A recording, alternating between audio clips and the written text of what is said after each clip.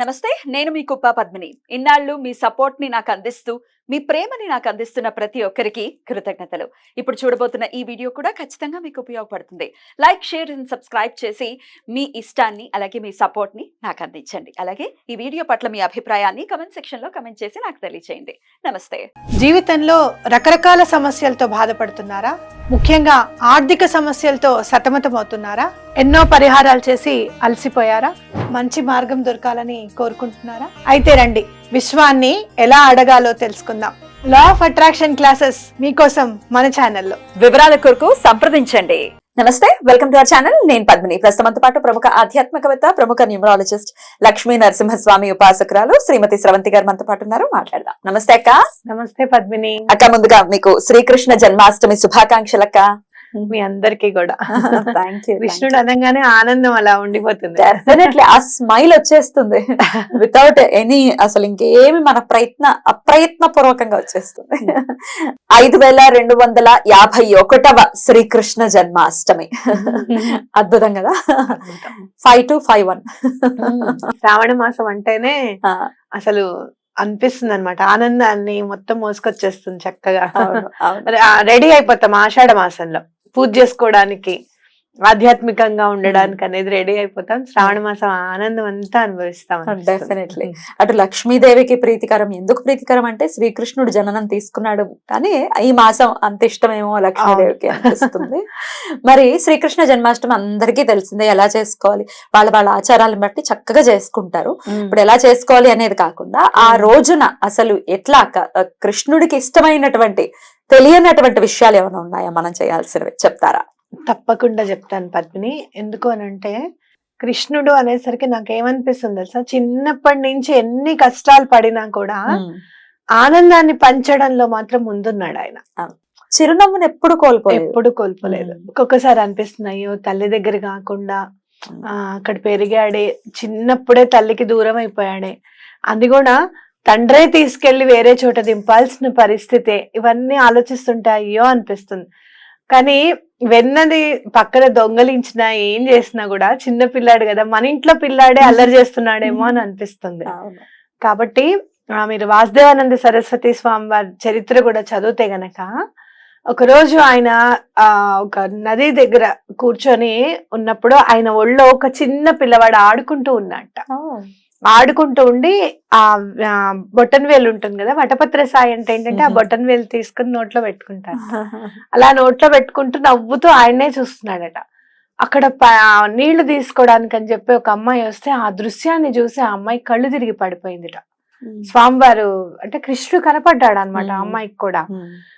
కనపడే వరకల్లా అయ్యో అనే అమ్మాయి కళ్ళు తిరిగి పడిపోయింది. ఇంకా తర్వాత ఆయన అంతా అయిపోయిన తర్వాత ఆ పిల్లవాడు మాయమైపోతాడు కదా, ఇంకా కృష్ణుడే అనమాట ఆయన ఒళ్ళో కూర్చొని ఆడుకున్నది. లేచి చూస్తే అయ్యో ఈ అమ్మాయి చూసినట్టుందని ఆయన గ్రహించి మనోనేత్రంతో అంతా చూస్తారు కదా, అమ్మాయిని లేపి ఈ విషయం ఎవ్వరికి చెప్పకమ్మా అని చెప్పారట. అంటే ఆ గురువు ఒళ్ళో కూడా ఆయన చిన్న పిల్లాడిలాగా ఆనందంగా ఆడుకోవడమే కావాలన్నమాట ఆయనకి. మనం అర్థం చేసుకోవాల్సింది ఏంటి అంటే, ఆనందం ఎక్కడ ఉంటుందో స్వామి అక్కడ ఉంటారు, స్వామి ఎక్కడ ఉంటారో ఆనందం అక్కడ ఉంటుంది అనేది మనం తెలుసుకోవాలి. మీరు పూరి జగన్నాథ్ మూర్తులు చూసినా కూడా చక్కగా ఆ చెల్లెలు సుభద్ర కానివ్వు, అన్నగారు బలభద్రుడు కానివ్వు, చక్కగా చూస్తే గనక ఎంత నవ్వుతూ ఉంటాయి అనమాట, ఆహ్వానిస్తాయి మనని, మీరు రండి అని చెప్పి అనమాట. కాబట్టి ఎప్పుడు కూడా ఆనందంగా ఉండడం అనేది నేర్చుకోవాలి. ప్రేమ బాగా ఉండాలి మనకి, ఎటువంటి పరిస్థితుల్లోనూ మనకి కోపం రాకూడదు. మన రిలేషన్స్ లో గనక సంతోషం అనేది వెళ్ళి విరియాలి అని అంటే మనం ఏం చేయాలో చూద్దాం. తప్పకుండా. సంతోషమే లోపిస్తోంది ప్రతి ఒక్కరి జీవితాల్లో కూడా. అన్ని ఉన్నా కూడా సంతోషంగా లేని పరిస్థితులు ఉన్నాయి. అన్ని ఉన్నాయండి, అప్పులేం లేవండి, హాయిగానే ఉన్నా కానీ సంతోషం లేదు. అమ్మ ఎంత ట్రిక్కీగా ఉంది కలియుగం. అయితే అక్క, డెఫినెట్ గా అన్ని ఉన్నా కూడా సంతోషం లోపించేటటువంటి పరిస్థితి ఉంది. ఒకవేళ ఈ చాలా మందికి 100% ఆర్థిక పరమైన ఇబ్బందులే ఉన్నప్పుడు ఏదో ఆనందం ఉంది అనుకుని ఆనందపడే పరిస్థితి ఉండదు, ఆర్టిఫిషియల్ అయిపోతుంది అది కదా.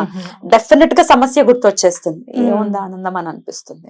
మరి ఎట్లా ఈ పరిస్థితులు అన్ని మారాలంటే కృష్ణ పరమాత్మ ఎలా మనల్ని అనుగ్రహిస్తాడు, ఏం చెయ్యాలి ఆయన ప్రీతి కోసం? ఒక్కటి మాత్రం వాస్తవంగా నేను చూసేది ఏంటి అంటే, డబ్బు ఉంటే ఆనందం ఉంటుంది అనుకోవడం పొరపాటు, చాలా పొరపాటు అది. మీరు చూస్తే కొన్ని కొన్ని మూవీస్ లో కూడా, మీరు కాంతారా చూడండి, ఆ రాజుకి ఆనందం ఉండదు, అంత ఉంటుంది. రాజు దగ్గర ఏముండదు, డబ్బుకి కొదవే ఉంటుంది, సైన్యానికి కొదవే ఉంటుంది, బలగానికి కొదవే ఉంటుంది కదా, ఆయనకు ఆనందం ఉండదు అనమాట. అమ్మవారు ఆనందాన్ని ప్రసాదిస్తారు. అంటే ఏంటి, మనం అర్థం చేసుకోవాల్సింది ఏంటి అని అంటే, భగవంతుడి అనుగ్రహం ఉంటే తప్పించి ఆనందం అనేది ఉండదు. 100%. నీకు డబ్బు ఉన్నా కూడా ఆయన అనుగ్రహం ఉంటేనే నువ్వు ఆనందంగా ఉంటావు. కాబట్టి ఫస్ట్ ఆయన అనుగ్రహం దేనికి మనం కోరుకోవాలి, ఏది ఉన్నా లేకపోయినా ఆనందం అనేది ఎప్పుడు కూడా ఉండాలి, మన చుట్టూరా ఉండాలి అనేది మనం కోరుకోవాలి. మనం ఆనందం ఎప్పుడు ఉంటుంది, పిల్లలు మన మాట వింటున్నప్పుడు, భార్యాభర్తల మధ్య సఖ్యత ఉన్నప్పుడు, ఇంట్లో ఏ గొడవ లేనప్పుడు, ఎటువంటి నెగటివ్ ఎనర్జీస్ మన దాకా రానప్పుడు. అయితే ఇక్కడ కృష్ణుడికి సంబంధించి ఆనందము అని అంటే మాత్రం వేణువే. అవునా, వేణుగానం వింటే అందరూ మర్చిపోయేవారట, మైమర్చిపోయి అక్కడే ఉండిపోయేవారట, పనంతా కూడా చేసుకోకుండా. ఆ గోపికలు అనుకునేవారట, అస్సలు ఇవాళ వినకూడదు, అతను వేణు వాయిస్తున్నా కూడా ఏం పట్టించుకోకుండా మన పని మనం చేసేసుకోవాలి అని అనుకునేవారట. కానీ ఎప్పుడైతే వేణుగానం వినడం స్టార్ట్ చేసేవారో అక్కడే నిలిచిపోయి అలానే ఉండిపోయేవారట. చేతిలో ఏముంది, ఏం లేదు, ఏం గుర్తుండదు అనమాట. ఎంత అదృష్టవంతులో. ఎప్పుడైనా కూడా మీరు ఏం చేస్తారంటే, జన్మాష్టమి ముందు రోజే, అంటే జన్మాష్టమి ముందు రోజే వేణువు తెచ్చుకోండి ఇంటికి. అంటే ఆదివారం, ఈసారి సోమవారం వస్తుంది కదా, ఆదివారం వేణువు తెచ్చుకొని, వేణువు ఫ్లూట్ మామూలుగా, అదే అక్క, దాంట్లో రకరకాల లోహాలతో కూడా ఉంటాయి కదా, చెక్కవే కావాలి, చెక్క ఇంపార్టెంట్, చెక్కదే తెచ్చుకోండి. అదే తక్కువకి కూడా దొరుకుతుంది మనకి, మంచిదే. వేణు తెచ్చుకొని ఒక గ్రీన్ కలర్ క్లాత్ లో వేణువుని చుట్టేసేసేయండి. చుట్టి బెల్లం ఒకటి స్వామివారికి నివేదన చేయండి. మనం తర్వాత స్వామివారికి నివేదన చేయాల్సినవి ఏవి కూడా మనం చెప్పుకుందాం తప్పకుండా. ఇది గనక స్వామివారికి మన పూజ రూమ్ లో పెడితే గనక ఆనందం అనేది పరిడవిల్లుతుంది. మీరు ఎలా ఉంటుంది అనేది మీరు చూడండి. తర్వాత పొద్దున్నే లేచేసి అదే వేణువుని తీసుకొని వెళ్ళి ఎక్కడైనా కృష్ణుడి గుడిలో తప్పకుండా ఇవ్వండి. సో ఆదివారం పూజ చేస్తాము, సోమవారం వెళ్ళి కృష్ణ గుడిలో ఇచ్చేస్తాం. మా దగ్గర లేదండి కృష్ణుడి గుడి అనకండి, ఎక్కడ ఉంటే అక్కడికి వెళ్ళి వేణుగోపాల స్వామి అని ఉంటాడు, తప్పకుండా ఆ వేణుగోపాల స్వామికి తప్పకుండా ఆ ఫ్లూట్ ని, తప్పకుండా వేణువుని ఇచ్చేసేయండి. వేణువుని చూస్తే మీరు మనకి మన షట్చక్రాలు, 7 చక్రాస్ ఎట్లా అయితే మన బాడీలో ఉంటాయో, వేణువు కూడా అలానే 7 హోల్స్ ఉంటాయి, రంధ్రాలు ఉంటాయి. అయితే అవి మీరు చూస్తే గనక 5 ఒక చోట ఉంటాయి, 2 ఒక చోట ఉంటాయి. మన పంచేంద్రియాలన్నీ కూడా సరిగ్గా ఉండాలి అని అంటే గనక మన మనసు, మన బుద్ధి సరిగ్గా ఉంటే ఇవన్నీ సరిగ్గా ఉంటాయి అని అర్థం. ఈ మనస్సుని, బుద్ధిని నువ్వు గట్టిగా పట్టుకొని ఉన్నావు అనుకో, ఇవి సక్రమంగా పనిచేస్తాయి అన్నమాట, చక్కటి నాదం అనేది వస్తుంది అనేది అర్థం. కాబట్టి అది చక్కగా దండం పెట్టుకొని అది చేయండి. అలాగే మీకు ఆర్థిక ఇబ్బందులు ఉన్నాయి, బాగా చాలా భరించలేకపోతున్నాం, డబ్బు అనేది నిలవడం లేదు మనకు అసలు అంటే గనక, హస్తం మొత్తం 12 అరటిపళ్ళు ఉంటాయి హస్తం, ఒక్కొక్కసారి 16 కూడా వస్తాయి. ఆ హస్తాన్ని అసలు కట్ చేయనివ్వకండి. హస్తం ఎంత ఉందమ్మా అని అడగండి. ఆ హస్తానికి మీరు అంత డబ్బులు ఇచ్చేసి చక్కగా అరటిపళ్ళు తీసుకొచ్చేసేయండి. కొంచెం పసుపు రంగులో ఉన్నవి తెచ్చుకోండి అరటిపళ్ళు. అలాగే ఒకటి ఎల్లో కలర్ క్లాత్ ఒకటి స్వామివారి దగ్గర పెట్టి ఈ పళ్ళు ఒకటి నివేదన పెట్టండి. ఆర్థిక ఇబ్బందులు తొలగిపోవాలి అని చక్కగా దండం పెట్టుకోండి.